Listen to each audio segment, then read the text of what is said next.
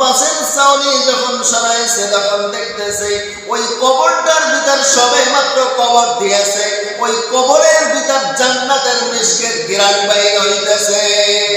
আজকের এই জুমায় আমরা নামাজের ফজিলত সম্পর্কে কিছু আলোচনা করে শেষ করব ইনশাআল্লাহ। আল্লাহ তাআলা মহাগ্রন্থ আল কুরআনুল কারীম, আল কুরআনুল কারীমের ভিতর 21 নং পারা সূরাতুল আনকাবুতের 45 নং আয়াতে কারিমা তেলাওয়াত করেছি। এই আয়াতে কারিমার ভিতর আল্লাহ তাআলা বলেন, আমি এই মহাগ্রন্থ আল কুরআনুল কারীম নাযিল করেছি নিশ্চয়ই নামাজ সমস্ত অশ্লীল ফাহিশা কাজ থেকে বিরত রাখে। এ হলো আয়াতের তর্জমা।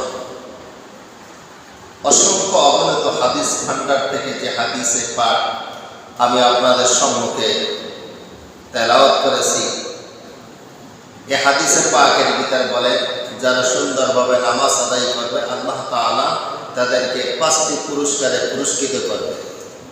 1 নম্বরে রুজি রোজগারের যত অভাব অনটন আছে আল্লাহ তাআলা দূর করে দেবেন। পুলসরাতের রাস্তা বিদ্যুতের গতির ন্যায় পার করে দেবেন। ডান হাতে আমল নামা দিবেন এবং বিনা হিসাবে আল্লাহ তাআলা জান্নাত দান করবেন। এই বিষয়ে একটু আপনাদেরকে আলোচনা করব ব্যাখ্যা সাপেক্ষে। আমরা সকলে সুন্দরভাবে শ্রবণ করব, এই পর্যন্ত শেষ নয়, শ্রবণ করে আমরা আমল করব, এই নিয়তে আমরা শুনবো তো ইনশাআল্লাহ। তাহলে আমরা এদিক সেদিকে খেয়াল না দিয়ে সরাসরি কোরআন থেকে আলোচনা করি। আল্লাহ তাআলা বলেন,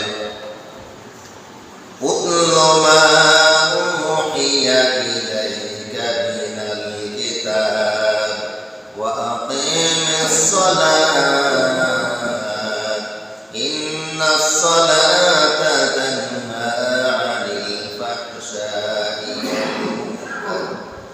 আল্লাহ তাআলা কত সুন্দরভাবে আমাদেরকে বলতেছেন, ও আমার আদরের বান্দারা, আমার আদরের বান্দিরা, আমি মহাগ্রন্থ আল কুরআনুল কারীম, আল কুরআনুল কারীম আমি নাযিল করেছি।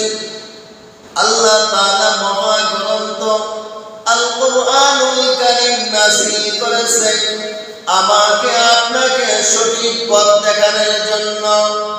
কুরআনুল কারীম নাযিল করেছে আল্লাহ তাআলা আমাকে আপনাকে জাহান্নামের পথ থেকে ফিরান।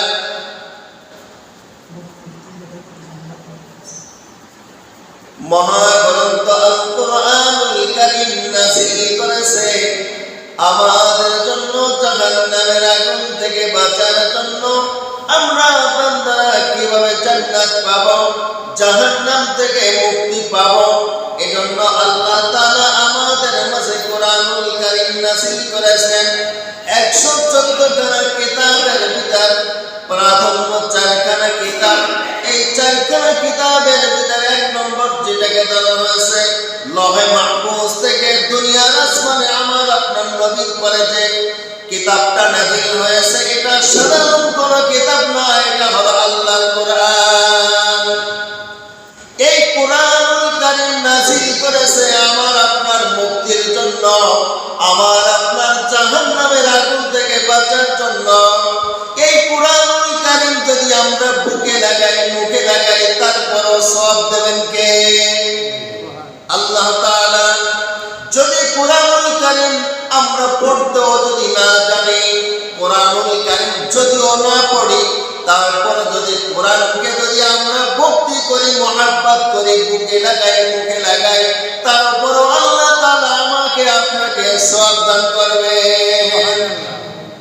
এজন্য আমরা এখানে যারা আছি, আমরা সকলে কোরআন পড়তে জানি না, কিন্তু মহব্বত করতে তো পারি, বলে ঠিক কিনা? আমরা এখানে যারা আছি সকলে কোরআন পড়তে পারি না, মহব্বত তো করতে পারি। মহব্বত করবো না আমরা? যদি আমরা কুরআনুল কারীমকে যদি মহব্বত না করি, তাহলে আমরা কি মহব্বত করব? কারণ আসমান জমিনের ভিতর সবথেকে শ্রেষ্ঠ হলো এই আল্লাহর কালাম। এই আল্লাহর কালামকে যারা মহব্বত করবে, ভালোবাসবে, তাদেরকেও আল্লাহ তাআলা জান্নাত দান করে দিবেন।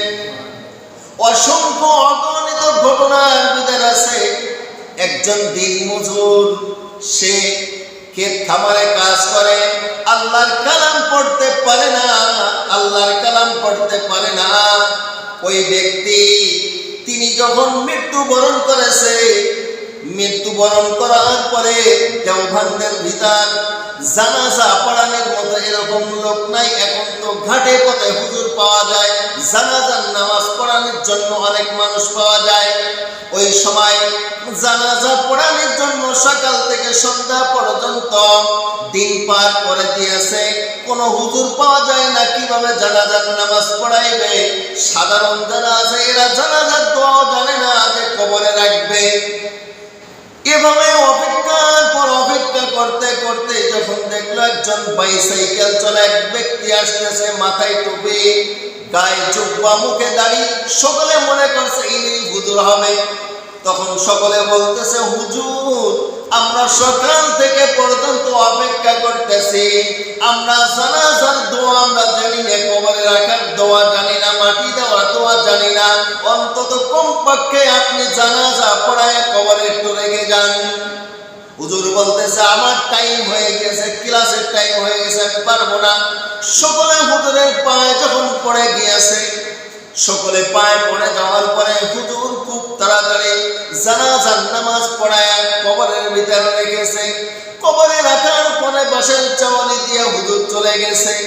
হুজুর যখন বাসার মাদ্রাসায় যখন গেছে, মাদ্রাসায় যাওয়ার পরে বুক পকেটে হাত দিয়ে দেখে তার ডকুমেন্টসের চাকরির কাগজগুলো নাই।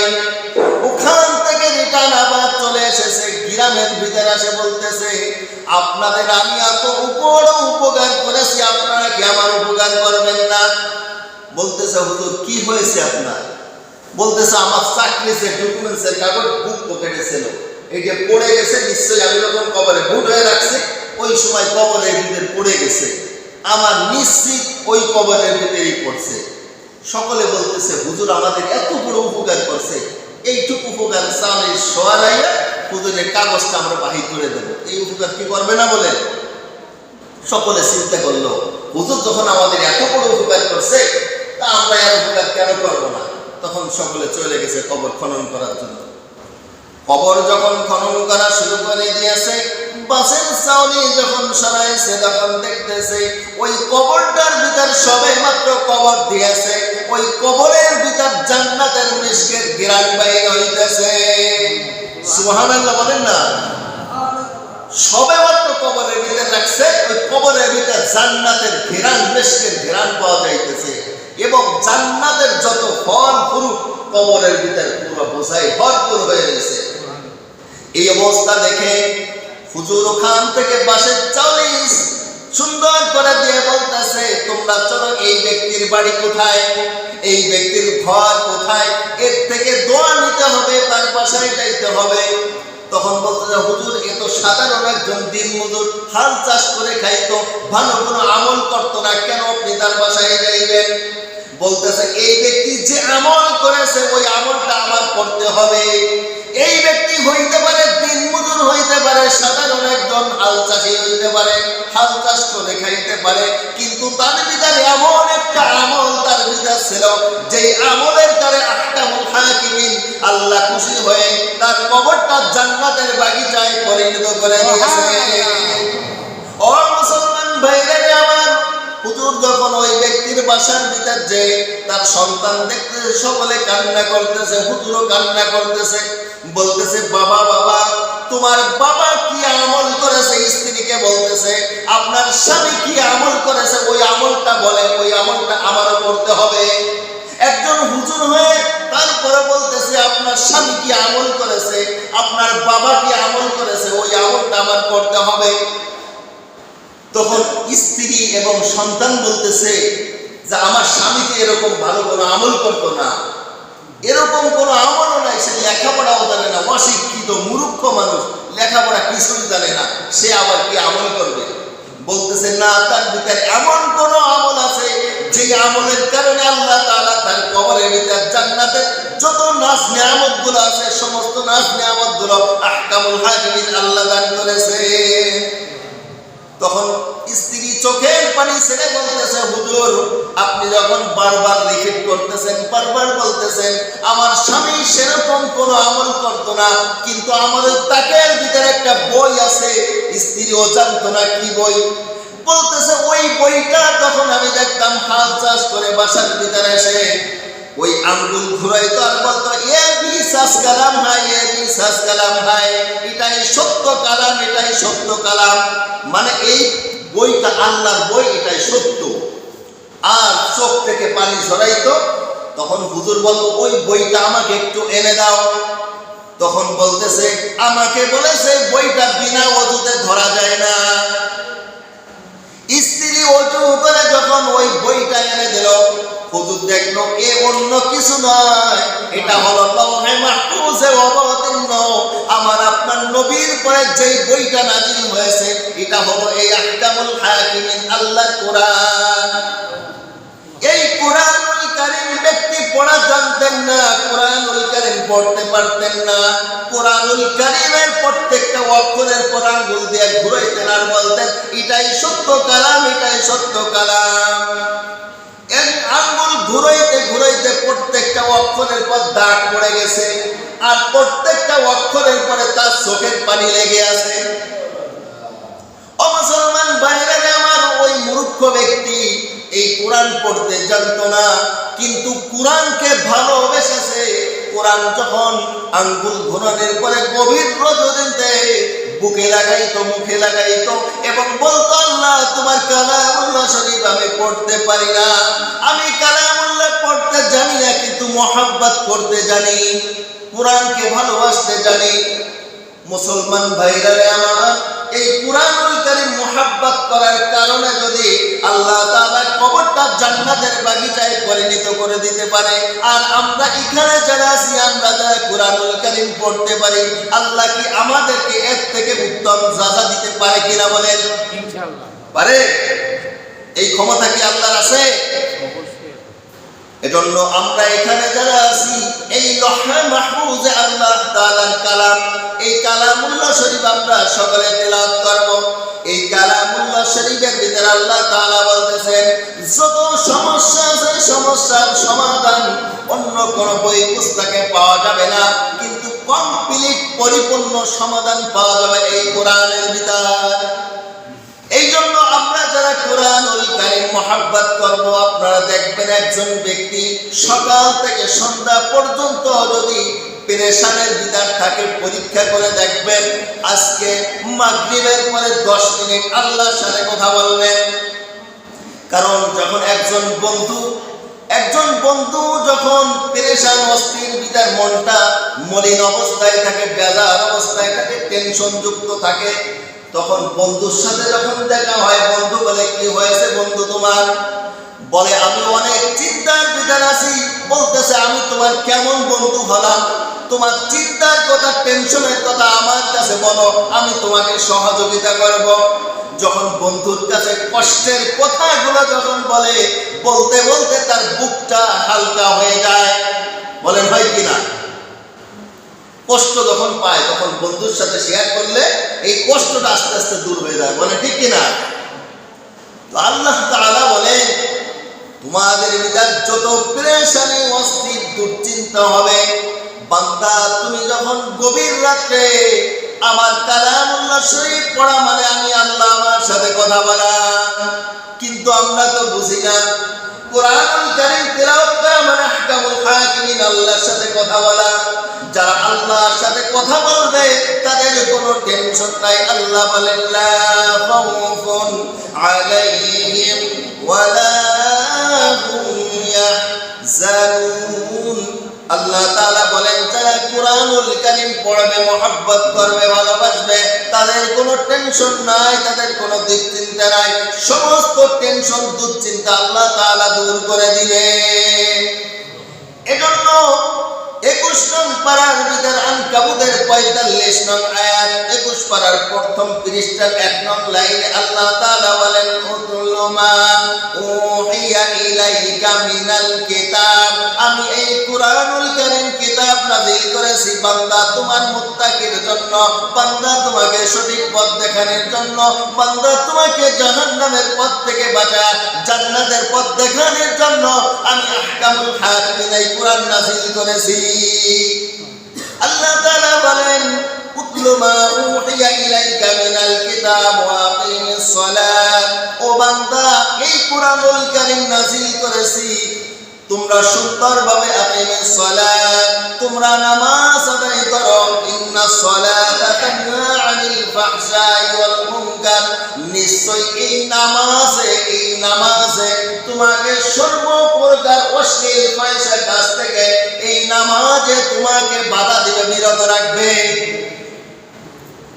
একজন বান্দা যত অন্যায় করুক, যত খারাপ কাজ করুক না কেন, যখন আল্লাহর হুকুম বিধান নামাজ যখন শুরু করে দিবে, ওই ব্যক্তি চিন্তা করবে আমি তো নামাজ পড়ি, নামাজ পড়ে একজন মানুষ চুরি করতে পারে না, নামাজ পড়ে একজন মানুষ সুদ খাইতে পারে না, নামাজ পড়ে একজন মানুষ ঘুষ খাইতে পারে না, নামাজি ব্যক্তি অন্য কাউকে গালি দিতে পারে না, নামাজি ব্যক্তি পরনিন্দা করতে পারে না, নামাজি ব্যক্তি বেগানার নারীর দিকে তাকাইতে পারে না, নামাজি ব্যক্তি সমস্ত প্রকার অশ্লীল ফাহিশা কাজ আছে এই কাজগুলো করতে পারে না।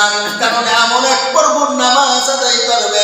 আল্লাহর নবী সাল্লাল্লাহু আলাইহি ওয়াসাল্লাম যখন আয়াতে কারিমা বলেছেন, তখন একজন সাহাবীর বিরুদ্ধে আল্লাহর নবীর কাছে মামলা দায়ের করেছে। ইয়া রাসূলুল্লাহ, ইয়া হাবিবাল্লাহ, অমুক সাহাবী আপনার পিছনে নামাজ পড়ে কিন্তু সে চুরি করে, ডাকাতি করে, অন্যায় কাজ করে। তখন আল্লাহর নবী সাল্লাল্লাহু আলাইহি ওয়াসাল্লাম বলেন তিনি এমন এক প্রভুর নামাজ আদায় করে যেই নামাজের সমস্ত চুরি ডাকাতি থেকে বিরত করে, সমস্ত ফাহিশা অন্যায় কাজ থেকে আহকামুল হাকিমিন আল্লাহ তাআলা অতি তাড়াতাড়ি তাকে বিরত করে দিবে। তখন দেখা গেল কিছুদিন পরে নামাজ পড়তে পড়তে নামাজের যে মহাব্বত, ভালোবাসা অন্তরে ঢুকে গেছে, সমস্ত খারাপ কাজগুলো ছেড়ে দিয়েছে। মুহতারাম হাজিরিন, আমরা এখানে যারা আছি, আমরা যদি সুন্দরভাবে নামাজ আদায় করতে পারি, আল্লাহর নবী সাল্লাল্লাহু আলাইহি ওয়াসাল্লাম হাদিসে পাকের ভিতরে বলেন মান হাফাযা আলা সালাতি আকরামাহুল্লাহু তাআলা বিখামসি খিসালিন। আল্লাহর হাবিব সাল্লাল্লাহু আলাইহি ওয়াসাল্লাম বলেন যারা সুন্দরভাবে পাঁচ ওয়াক্ত নামাজ আদায় করবে, খুশুর সহিত নামাজ আদায় করবে, পবিত্র পরিষ্কার পরিচ্ছন্ন হয়ে আহকামুল হাকিমিন আল্লাহর ঘরে আসবে, আল্লাহর ঘরে এসে সুন্দরভাবে বিনয়ের সহিত নামাজে দাঁড়িয়ে যাবে, সুন্দরভাবে যারা নামাজ আদায় করবে, আহকামুল হাকিমিন আল্লাহর হাবিব সাল্লাল্লাহু আলাইহি ওয়াসাল্লাম বলেন তাদেরকে 5টি পুরস্কারে পুরস্কৃত করবেন। কয়টি পুরস্কার? 5টি পুরস্কার আল্লাহ তাআলা দান করবেন। মান হাফাযা আলা সালাতি আকরামাহুল্লাহু তাআলা বিখামসি খিসালিন ইয়ারফাউ আনহু যিকাল আইশ। 1 নম্বরে দুনিয়ার বুকে যত মানুষ আছে রুজির জন্য হালাল নাই, হারাম নাই, বৈধ নাই, অবৈধ নাই, চুরি নাই, ডাকাতি নাই, ছিনতাই নাই, কিভাবে মাল উপার্জন করবে। একতলা বিল্ডিং আছে, 5 তলা বিল্ডিং করবে, 1 কোটি টাকার মালিক আছে, 10 কোটি টাকার মালিক হবে, 10টা টাকা আছে, 20টা টাকা কিভাবে করবে। হালাল নাই, হারাম নাই, সুদ নাই, ঘুষ নাই, অন্যায় নাই, অপরাধ নাই, কিভাবে টাকা কামাই করবে এই ধান্দায় থাকে কিনা বলেন? অনেকে এরকম আছে, সকলে না, সকলে যদি হতো তাই দুনিয়া থাকতো না। এই জন্য 1 নম্বরে হলো যারা সুন্দরভাবে 5 ওয়াক্ত নামাজ আদায় করবে, আহকামুল হাকিমিন আল্লাহ তাআলা বলেন তার রুজি রোজগারের যত অভাব অনটন আছে সমস্ত অভাব অনটন যিনি দূর করে দেবেন তিনি কে? আল্লাহ তাআলা। আল্লাহ তাআলা তার সমস্ত অভাব অনটন গুলো দূর করে দিবেন। ইমাম কালবী রাহমাতুল্লাহ আলাইহি কালবী কিতাবের ভিতরে একটি ঘটনা আছে। একজন গোলাম, একটা মালিক গোলাম খরিদ করেছে। গোলাম খরিদ করার পরে গোলামকে বলতেছে, ও গোলাম আমি তোমাকে কিনেছি। গোলাম মালিককে শর্ত দিয়েছে আপনি আমাকে খরিদ করতে পারেন, কিন্তু আমার 3টা শর্ত আছে। 1 নম্বর শর্ত হলো দিনের বেলা যত খেদমত আছে সমস্ত খেদমত গুলো নেবেন। 1 নম্বর কি? দিনে যত কাজ কাম আছে সব আমার থেকে করাবেন। বললেন এটা মানলাম। দ্বিতীয় নম্বর, রাতে আমাকে ব্যস্ত করবেন না, রাতে আমাকে কোনো কাজের জন্য ডাকবেন না। যদি আপনি শর্ত মানেন আপনার কাছে বিক্রি হইতে পারে। মালিক বলতেছে এটাও আমি মেনে নিলাম। তৃতীয় নম্বর শর্ত বললেন আমাকে আপনি থাকার জন্য এমন একটা ঘর দিবেন যেই ঘরে আমি ছাড়া অন্য কেউ প্রবেশ করতে পারবে না। তখন মালিক বলল যে এটা আমি মঞ্জুর করলাম। এরপরে যখন গোলামকে বাসায় খরিদ করে নেওয়ার পরে মালিক অনেকগুলো ঘর দেখাইতেছে, অনেক সুন্দর সুন্দর ঘর দেখাইতেছে, কিন্তু গোলাম তো বলেছে আমার যেই ঘরটা পছন্দ হয় ওই ঘরে আমি থাকবো। অনেক ঘর দেখার পরে একটা ঘর দেখলো, একটা রুম দেখলো, ময়লা আবর্জনা দেখলো, বলতেছে এই ঘরটার ভিতর থাকবো। কারণ এই ঘরটার কোয়ালিটি, কালবী রহমাতুল্লাহ আলাইহি বলেছেন এই ঘরটার কোয়ালিটি এমন ছিল একজন ছাড়া দ্বিতীয় আরেকজন প্রবেশ করতে পারবে না। অনেক সময় দেখা যায় বড় ঘরলি বলে জায়গা আছে, এর একটু থাকতে দিই, বা তোমার কাছে একদিন থাকুক, আত্মীয় স্বজন আছে ঘরের ভিতরে একজন একটু থাকুক, মানে এইটা বলার সুযোগ না থাকে, এই জন্য ছোট্ট চাপা একটা ঘর দিয়ে বলছে এই ঘরটাই আমি থাকবো।